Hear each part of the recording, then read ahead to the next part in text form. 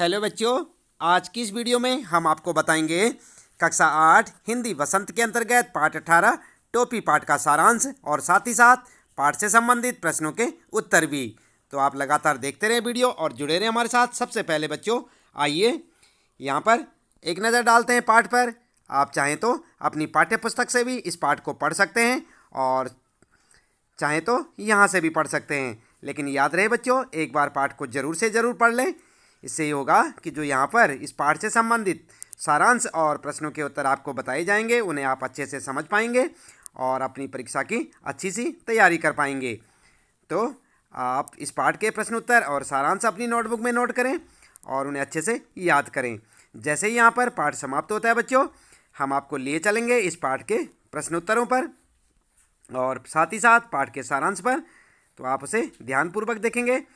और याद रहे बच्चों, यदि अभी तक आपने चैनल को सब्सक्राइब नहीं किया तो चैनल को भी सब्सक्राइब अवश्य कर दें, बेल आइकन भी दबा दें ताकि आपको आने वाली प्रत्येक पाठ की वीडियो की नोटिफिकेशन मिलती रहे और जानते रहे अपने सभी पाठों के प्रश्नोत्तर, सारांश, भावार्थ हमारे साथ। तो आप देख रहे हैं यहाँ पर आपका ये पाठ समाप्त हो जाता है और इसके बाद इस पाठ के प्रश्न शुरू हो जाते हैं बच्चों। तो आप लगातार देखते रहें हमारे साथ वीडियो को और जुड़े रहें। ज़्यादा देर न करते हुए हम आपको बताते हैं सबसे पहले पाठ का सारांश, उसके बाद बताएंगे आपको इस पाठ से संबंधित प्रश्नों के उत्तर। तो चलिए शुरू करते हैं। तो बच्चों आपको एक बार फिर से याद दिला दें, आज हम पढ़ रहे हैं कक्षा 8 हिंदी वसंत के अंतर्गत पाठ 18 टोपी पाठ के प्रश्न उत्तर और साथ ही साथ पाठ का सारांश भी। सबसे पहले बात करते हैं पाठ का सारांश। और आपने पाठ तो पढ़ ही लिया होगा, चलिए सारांश कैसे लिखेंगे आप इस कहानी का। इस कहानी के लेखक संजय जी हैं। कौन है? संजय जी। एक गौरैया के जोड़े की बातचीत से इस कहानी की शुरुआत होती है। आप यहाँ पर 2 बार से ना लिखें। एक गौरैया के जोड़े की बातचीत से इस कहानी की शुरुआत होती है। दोनों कौन? नर और मादा गौरैया एक दूसरे के साथी थे और दोनों में बहुत प्रेम भी था। वो दोनों जहाँ जहाँ जाते साथ साथ जाते, साथ साथ खाते पीते, हंसते रोते और खूब सारी बातें करते। दोनों अपने सारे काम साथ साथ करते और बहुत खुश रहते थे। कौन? गौरैया का जोड़ा। एक बार मादा गौरैया ने किसी मनुष्य को कपड़े पहने देखा तो उसने नर गौरैया से कहा कि मनुष्य वस्त्रों में कितना सुंदर लगता है। तब नर गौरैया ने मादा गौरैया को समझाते हुए कहा कि वस्त्र मनुष्य को सुंदर नहीं बनाते, बल्कि वो तो उसका वास्तविक सौंदर्य ढक देते हैं और हमें वस्त्रों की कोई आवश्यकता नहीं है। हम तो ऐसे ही बहुत सुंदर दिखते हैं। इस पर मादा गौरैया कहती है कि मनुष्य केवल अपने आप को सुंदर दिखाने के लिए ही कपड़े नहीं पहनता, बल्कि गर्मी, सर्दी, बरसात जैसे मौसमों की मार से खुद को बचाने के लिए भी मनुष्य कपड़े पहनता है। क्या समझे बच्चों आप? मनुष्य किस लिए कपड़े पहनता है? केवल सुंदर दिखने के लिए नहीं, मौसम की मार से अपने आप को बचाने के लिए भी।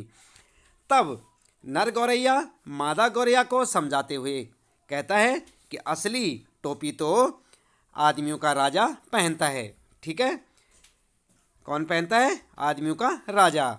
वैसे इस टोपी की इज्जत को बचाए रखने में कितने ही लोगों का दिवाला निकल जाता है और मनुष्य अपनी इज्जत को बचाने या अपने स्वार्थ की पूर्ति के लिए ना जाने कितने ही लोगों को टोपी पहनाता, यानी कि बेवकूफ़ बनाता है। मगर मादा गौरैया को टोपी पहनने का शौक चढ़ गया और उसने अपने लिए एक सुंदर सी टोपी बनाने की ठान ली और इस दिशा में उसने अपना प्रयास भी शुरू कर दिया। अगले दिन सुबह रोज की तरह नर गौरैया और मादा गौरैया दाना चुगने एक कूड़े के ढेर के पास गए। दाना चुगते चुगते अचानक मादा गौरैया को रुई का एक टुकड़ा मिल गया। रुई का टुकड़ा देखकर मादा गौरैया खुशी से कूड़े के ढेर पर लौटने लगी। अब यहाँ से शुरू होता है छोटी सी गौरैया का उस रुई से खूबसूरत सी टोपी बनाने तक का सफ़र, या कह सकते हैं आप ये कहानी यहाँ से शुरू होती है। सबसे पहले गौरैया उस रुई को धुनिया के पास ले जाकर धुनवाने की कोशिश करती है, लेकिन धुनिया उसका काम मुफ्त में करने से मना कर देता है। लेकिन जब वह उसको उसकी मेहनत का पूरा हिसाब यानी उस रुई में से आधी रुई देने की बात करती है, तो धुनिया खुशी खुशी उसकी रुई धुन देता है। फिर गौरैया उस धुनी हुई रुई का सूत कतवाने के लिए कोरी के पास ले जाती है। उसे भी आधा सूत मेहनत के रूप में दे देती है। उसके बाद गौरैया धागे से कपड़ा बनवाने के लिए बुनकर के पास पहुंचती है और बुनकर को भी कपड़े का आधा हिस्सा मेहनत के रूप में देकर धागे से कपड़ा बनवा लेती है। उसके बाद गौरैया उस कपड़े से टोपी बनाने के लिए दर्जी के पास पहुंचती है। उसे भी उसकी मजदूरी के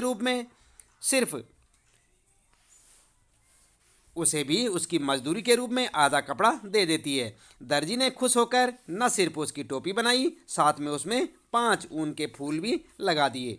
ठीक है, गौरैया की टोपी अब बहुत सुंदर लग रही थी। अब तो नर गौरैया को भी कहना ही पड़ा कि तुम टोपी पहनकर बिल्कुल रानी लग रही हो। इस टोपी को पहनने के बाद गौरैया के मन में राजा से मिलने की इच्छा हुई और वह टोपी पहनकर राजा के महल में पहुंची। उस समय राजा छत पर मालिश करवा रहा था। गौरैया ने राजा का मजाक उड़ाना शुरू कर दिया, जिससे राजा को क्रोध आ गया और उसने अपने सैनिकों को गौरैया को मारने का आदेश दे दिया। सैनिकों ने गौरैया को मारा तो नहीं, मगर उसकी टोपी छीन ली। राजा ने जब उसकी सुंदर टोपी को देखा, वह हैरान रह गया। उसने गौरैया से पूछा कि इतनी सुंदर टोपी किसने बनाई। गौरैया ने बताया कि टोपी दर्जी ने बनाई। तब राजा ने दर्जी को बुलवाया। दर्जी ने टोपी सुंदर बनने का कारण कपड़े का अच्छा होना बताया।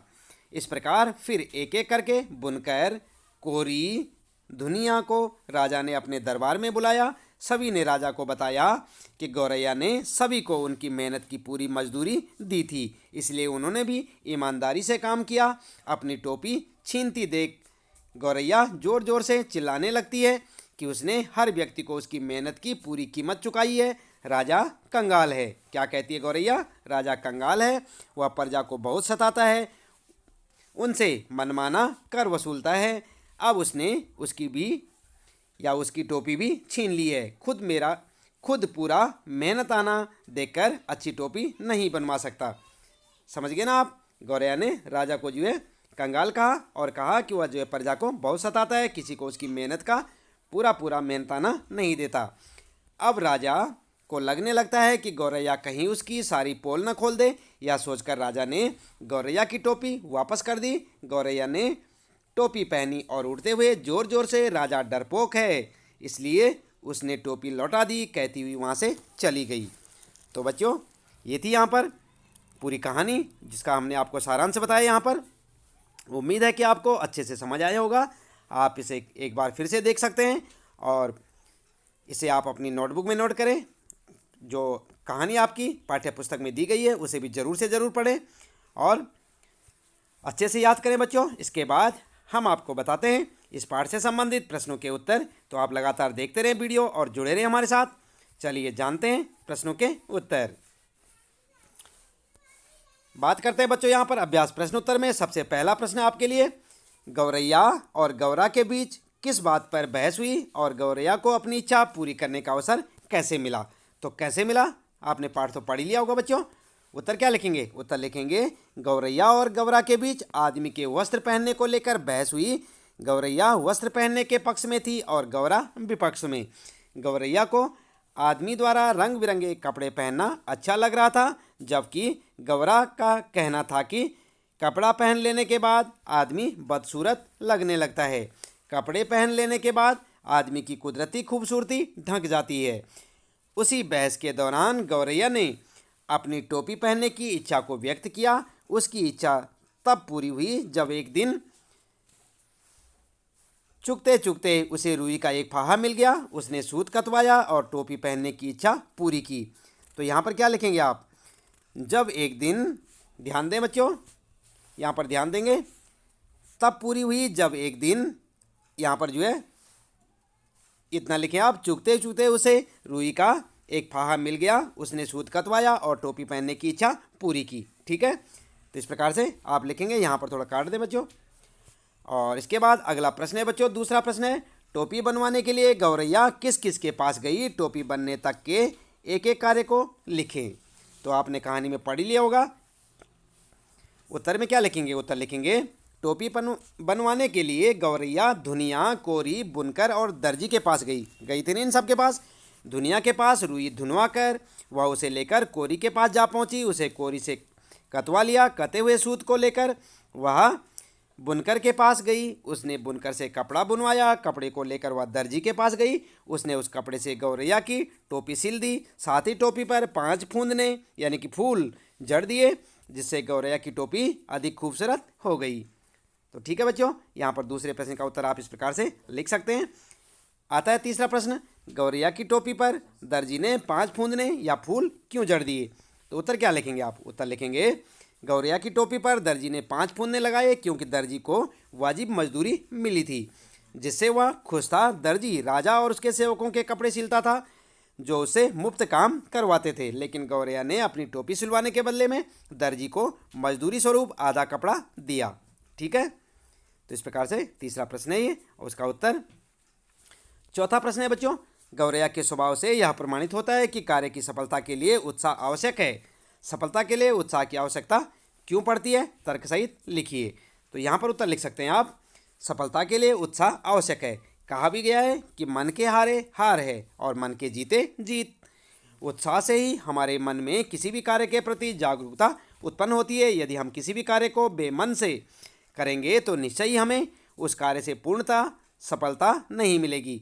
गौरैया भी फाहा मिलने के बाद उत्साह से भर उठी। धुनिए, कोरी और बुनकर से काम करवाने के बाद वह दर्जी से अपनी टोपी बनवाने में कामयाब रही। ठीक है, तो यहाँ पर आप इस प्रकार से उत्तर लिख सकते हैं बच्चों, चौथा प्रश्न का उत्तर। और आगे आता है आपका पांचवा प्रश्न, टोपी पहनकर गौरैया राजा को दिखाने क्यों पहुंची जबकि उसकी बहस गौरा से हुई और वह गौरा के मुंह से अपनी बड़ाई सुन चुकी थी, लेकिन राजा से उसकी कोई बहस हुई ही नहीं थी, फिर भी वह राजा को चुनौती देने को पहुंची। कारण का अनुमान लगाइए। तो आप अनुमान लगा सकते हैं बच्चों। चलिए, उत्तर में क्या लिख सकते हैं आप? उत्तर लिखेंगे, टोपी पहनकर गौरैया राजा को दिखाने पहुंची जबकि उसकी बहस गौरा से हुई। ये तो बात सही है। और वह गौरा के मुंह से अपनी बड़ाई सुन चुकी थी, लेकिन राजा से उसकी कोई बहस हुई ही नहीं थी। वह फिर भी राजा को चुनौती देने पहुंची, क्योंकि कारण क्या था? क्योंकि गौरा ने बहस के दौरान कहा था कि टोपी मात्र राजा ही पहनता है। यह बात उसे अच्छी नहीं लगी थी। दूसरे, वह राजा को यह एहसास करवाना चाहती थी कि उसे अपनी प्रजा का ध्यान रखना चाहिए। मेन बात तो यही थी ना। तो आप यहाँ पर उत्तर में इस प्रकार से लिख सकते हैं। पांचवें प्रश्न के उत्तर में आता है बच्चों छठा प्रश्न, यदि राजा के राज्य के सभी कारीगर अपने अपने श्रम का उचित मूल्य प्राप्त कर रहे होते तब गौरैया के साथ उन कारीगरों का व्यवहार कैसा होता?